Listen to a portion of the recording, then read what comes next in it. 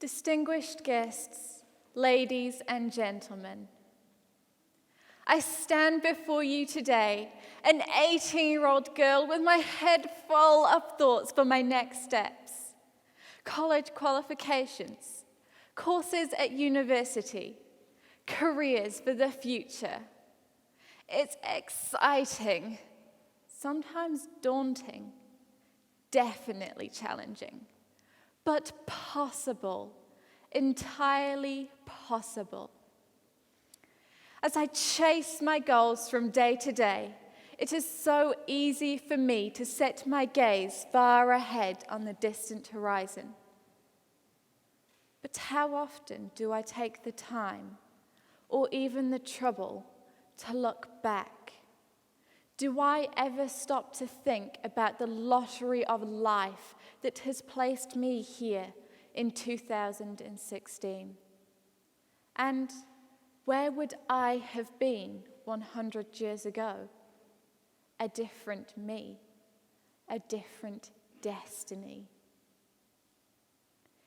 In 1915, as the war in Europe continued to send out its tentacles of evil across the globe, what would I have been thinking or doing? My brothers, my cousins, my friends launching themselves into hostile foreign landscapes. Young men brimming with the unbridled vigor and invincible optimism of youth. But what could I have contributed? Perhaps I would have been one of the young New Zealand nurses, farewelling their whānau at the dockside, so determined to play their part, so persistent in their passion to take their place, that despite being rejected twice by the military high command, they too finally found themselves setting sail for Gallipoli in April 1915. Can I even begin to imagine the thoughts that would have been pounding in my head as my beloved homeland disappeared from view? Or the speed of my beating heart as we steamed across deep and treacherous waters? Perhaps I would have served under Evelyn Gertrude Brooke.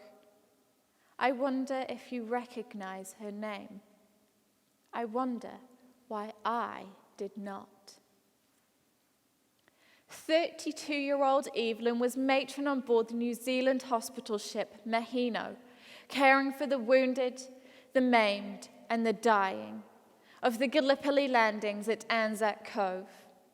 Anchored just half a mile from the firing line, the heavy guns created such fierce vibrations that the ship itself shook. A man-made quake to rattle even the ocean. Could I have held captive the terror as I confronted the carnage?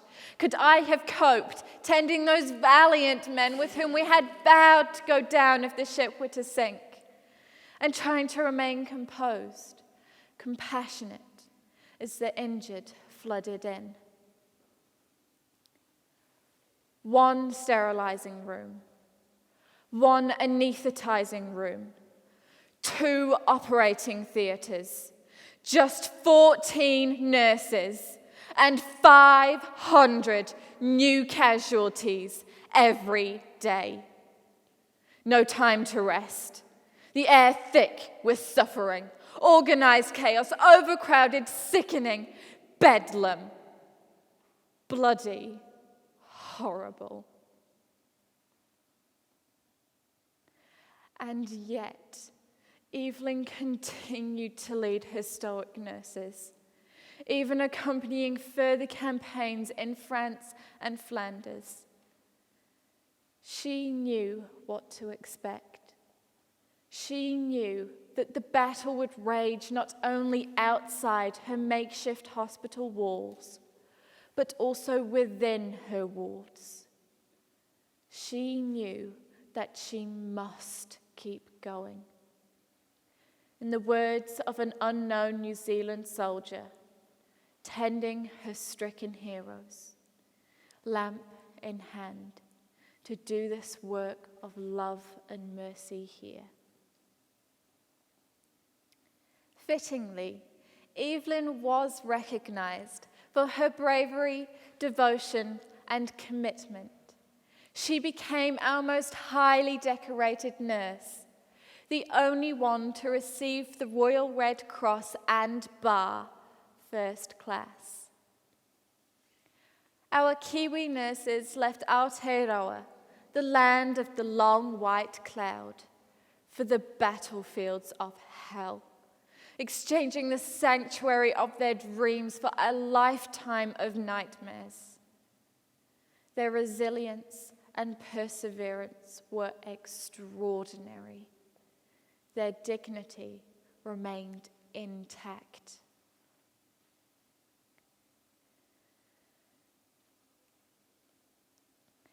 Beauty flees fast from war, but it found a safe haven in the hearts of these nurses. Would I have found the courage to be one of those mana wahine, strong women? Today, I focus upon me.